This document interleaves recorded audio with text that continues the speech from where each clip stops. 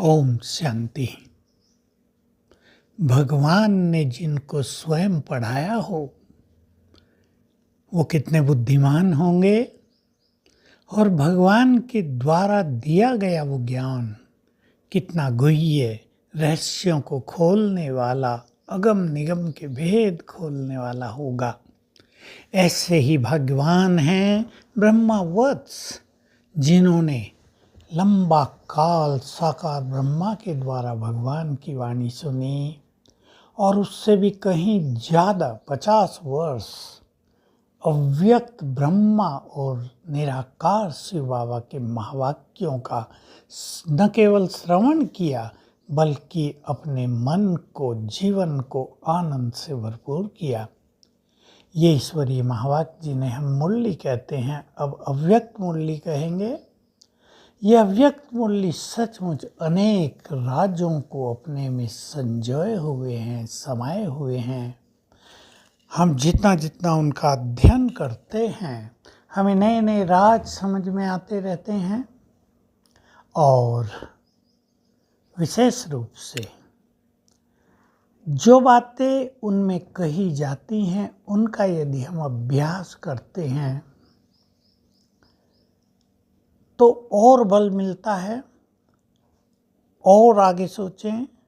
अगर हमारी बुद्धि बहुत डिवाइन है, व्यर्थ से मुक्त है, अगर हम अच्छे योग युक्त हैं, चलो संपूर्ण योग युक्त नहीं, अच्छे योग युक्त हैं, तो उन मुरली के गुह्य रहस्यों को हम समझ सकते हैं, कैच कर सकते हैं, और तब हमें समझ में आएगा ये मुरलियाँ न केवल हमें स्मृतियाँ दिलाती हैं तुम कौन हो, बल्कि अनेक राज जो भविष्य में भी होने वाली घटनाएं हैं उनके बारे में छुपे हुए हैं, उनको भी स्पष्ट करती है। हमारा स्वमान कितना बड़ा चढ़ा है, अव्यक्त मूल्यों ने ही हमें स्वमान में स्थित कराया। हमारी साइलेंस पावर का क्या महत्व है, हमारी अशक्तियाँ क्या हैं, उन्हें जीवन में कैसे धारण करना है, मन को साइलेंट कैसे करना है।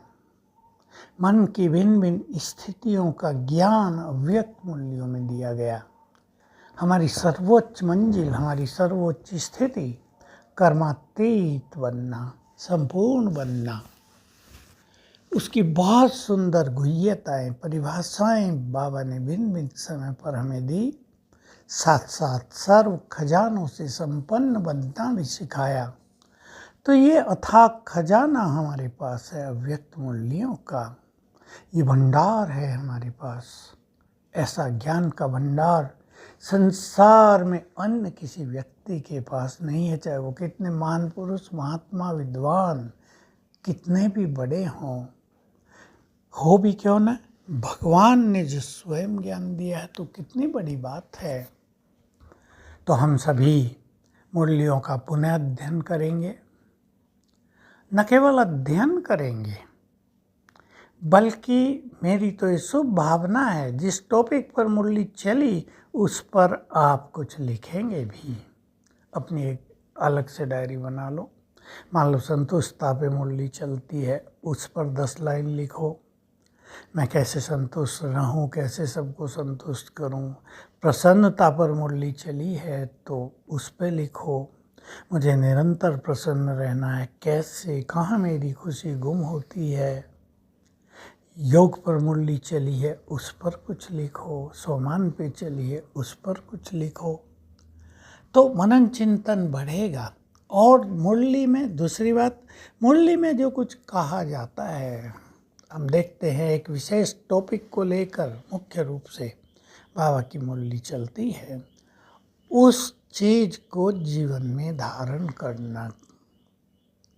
जब तक अगली मुरली चले तब तक उस पर फुल फोकस करना, तो अनुभव होगा कि जब हम उस चीज़ पे तुरंत फोकस करते हैं, उसको जीवन में अपनाने का अभ्यास करते हैं, तो ईश्वरीय बल, शिव बाबा की ताकत उसको करने के लिए हमें बहुत मिलती है, क्योंकि हम अपने ही बल से सब कुछ नहीं कर सकते।